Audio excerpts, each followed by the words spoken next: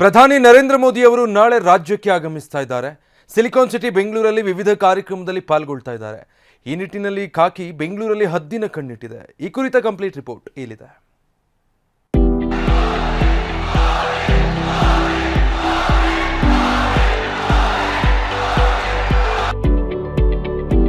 ನಾಳೆ ರಾಜ್ಯಕ್ಕೆ ಪ್ರಧಾನಿ ನರೇಂದ್ರ ಮೋದಿ ಆಗಮನ.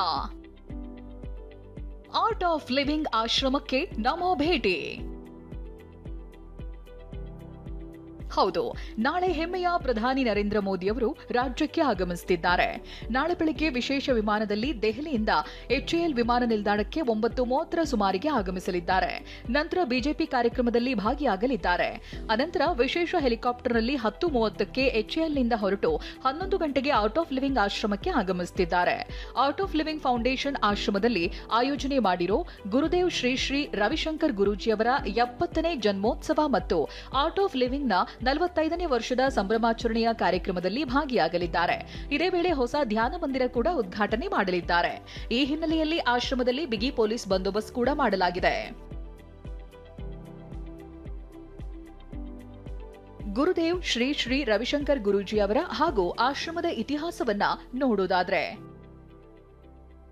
ಮೇ 13, 1956ರಂದು ಜನಿಸಿದ ಗುರುದೇವ ಶ್ರೀ ಶ್ರೀ ರವಿಶಂಕರರು ಜಾಗತಿಕ ಶಾಂತಿಗಾಗಿ ಶ್ರಮಿಸುತ್ತಿರುವ ಜಾಗತಿಕ ಮಾನವತಾವಾದಿ ನಾಯಕರು.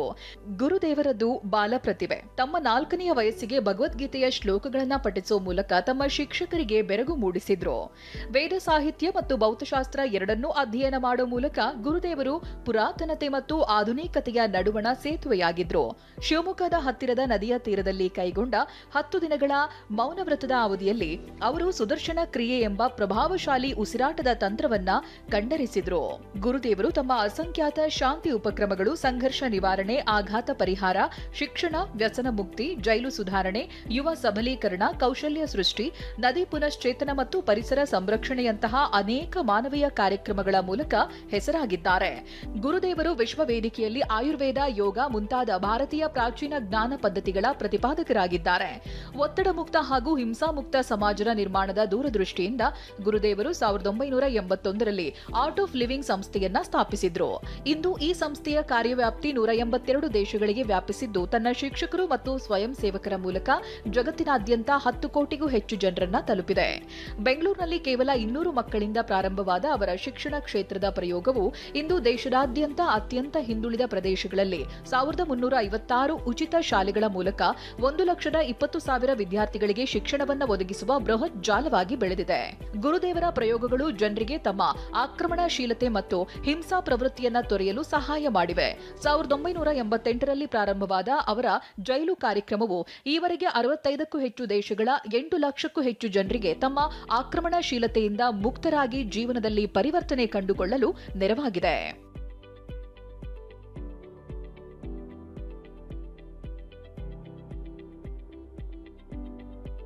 ಇನ್ನು ಆರ್ಟ್ ಆಫ್ ಲಿವಿಂಗ್ ಕೇಂದ್ರವೂ ಕೂಡ ಅಂತಾರಾಷ್ಟ್ರೀಯ ಮಟ್ಟದಲ್ಲಿ ಖ್ಯಾತಿ ಪಡೆದಿದೆ.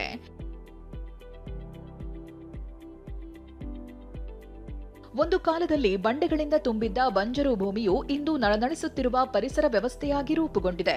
108 ಅಡಿ ಎತ್ತರದ 81 ಸ್ತಂಭಗಳ 5 ಮಹಡಿಗಳಲ್ಲಿ 1008 ಕಮಲ ಅಲಂಕಾರಗಳನ್ನು ಹೊಂದಿದ ಪ್ರಸಿದ್ಧ ವಿಶಾಲಾಕ್ಷಿ ಮಂಟಪವು ಇರುವ ಸ್ಥಳ.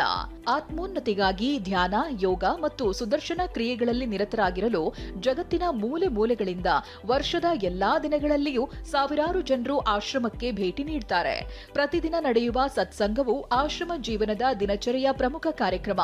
ಇದು ಜನರು ಒಟ್ಟಿಗೆ ಕಲಿತು ಗಾಯನ, ಧ್ಯಾನ ಮತ್ತು ಜ್ಞಾನಗಳ ಮೂಲಕ ಉಲ್ಲಾಸಮಯ, ಪ್ರಶಾಂತ ಮತ್ತು ಅಂತರಂಗದ ಪಯಣದಲ್ಲಿ ನಿರತರಾಗುವ ಸಮಯ.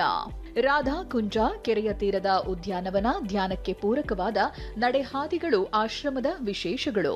ಭಾರತೀಯ ದೇವಾಲಯದ ಸಂಪ್ರದಾಯವನ್ನ ಮತ್ತು ವೇದ ಪಠಣದ ಕ್ರಮವನ್ನ ಉಳಿಸುವ ದಿಸೆಯಲ್ಲಿ ವೇದ ಆಗಮ ಶಾಲೆ ಆಶ್ರಮದ ಪರಿಸರದಲ್ಲಿದೆ. ಗುರುಕುಲದಲ್ಲಿ ತರಬೇತಿ ಪಡೆದ 500ಕ್ಕೂ ಹೆಚ್ಚು ಅರ್ಚಕರು ಈಗ ಅಮೆರಿಕ, ಕೆನಡಾ, ಮಾರಿಷಸ್ ಸೇರಿದಂತೆ ವಿಶ್ವದಾದ್ಯಂತ ಇನ್ನೂ ಅನೇಕ ದೇಶಗಳ ದೇವಾಲಯಗಳಲ್ಲಿ ಸೇವೆ ಸಲ್ಲಿಸುತ್ತಿದ್ದಾರೆ. ವೇದಗಳು ಮತ್ತು ಆಗಮಗಳ ಜೊತೆಗೆ ವಿದ್ಯಾರ್ಥಿಗಳಿಗೆ ಶಿಲ್ಪಶಾಸ್ತ್ರ, ಯೋಗ ಯೋಗ, ಸಂಗೀತ, ತೇವಾರಂ, ಭಾರತೀಯ ಭಾಷೆಗಳು ಮತ್ತು ಕಂಪ್ಯೂಟರ್ ಶಿಕ್ಷಣಗಳಲ್ಲಿಯೂ ತರಬೇತಿ ನೀಡಲಾಗುತ್ತೆ. ಇಲ್ಲಿನ ಅನೇಕ ಹಳೆ ವಿದ್ಯಾರ್ಥಿಗಳು ಭಾರತೀಯ ಜ್ಞಾನ ಪರಂಪರೆ ವ್ಯವಸ್ಥೆಗಳ ಕುರಿತು ಉನ್ನತ ಮಟ್ಟದ ಸಂಶೋಧನೆ ನಡೆಸಿ ಪಿಎಚ್ಡಿ ಪದವಿಗಳನ್ನು ಪಡೆದಿದ್ದಾರೆ. 1008 ಕಿರು ಶಿವಲಿಂಗಗಳನ್ನ ಕೆತ್ತಲಾಗಿರುವ ಸಹಸ್ರಲಿಂಗವಿರುವ ಸಾಂಬ ಪರಮೇಶ್ವರ ದೇವಾಲಯವೂ ಇಲ್ಲಿದೆ.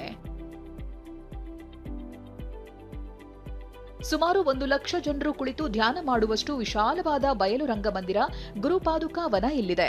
ಸುಮಾರು 600ಕ್ಕೂ ಹೆಚ್ಚು ಸಸ್ಯ ತಳಿಗಳು, 137ಕ್ಕೂ ಹೆಚ್ಚು ಪಕ್ಷಿ ಜಾತಿಗಳು, 102 ಜಾತಿಯ ಚಿಟ್ಟೆಗಳು, ಔಷಧಿ ಸಸ್ಯಗಳು, ಸಮೃದ್ಧವಾಗಿರುವ ವನ್ಯಜೀವಿಗಳು ಇವೆಲ್ಲವನ್ನ ಹೊಂದಿರುವ ಜೀವವೈವಿಧ್ಯ. 27 ನಕ್ಷತ್ರಗಳಿಗೆ ಸಂಯೋಜಿಸಲಾಗಿರುವ 27 ವೃಕ್ಷಗಳನ್ನೊಳಗೊಂಡ ಪವಿತ್ರ ನಕ್ಷತ್ರವನ. ಪ್ರತಿದಿನ 30,000 ಜನರಿಗೆ ಮತ್ತು ವಿಶೇಷ ದಿನಗಳಲ್ಲಿ 1 ಲಕ್ಷಕ್ಕೂ ಹೆಚ್ಚು ಜನರಿಗೆ ಸಾತ್ವಿಕ ಆಹಾರವನ್ನ ತಯಾರಿಸುವ ಬೃಹತ್ ಅಡುಗೆ ಮನೆ ಅನ್ನಪೂರ್ಣ. ಜೈವಿಕ ಇಂಧನ ಸ್ಥಾವರಗಳು, ಕಾಂಪೋಸ್ಟಿಂಗ್, ಸೌರಶಕ್ತಿ ಮತ್ತು ಸಹಜ ಕೃಷಿಯ ಮೂಲಕ ಸುಸ್ಥಿರ ಬದುಕಿನ ಮೇಲೆ ಒತ್ತು ನೀಡುವ ಆಶ್ರಮ. ಕಾಸರಗೋಡು, ಒಂಗೋಲ್, ಹಳ್ಳಿಕಾರ್, ಅಲಂಬಾಡಿ ಸೇರಿದಂತೆ 19 ತಳಿಗಳ 1600 ಗೋವುಗಳನ್ನು ಹೊಂದಿರುವ ವಿಶಾಲವಾದ ಗೋಶಾಲೆಯೂ ಇಲ್ಲಿದೆ.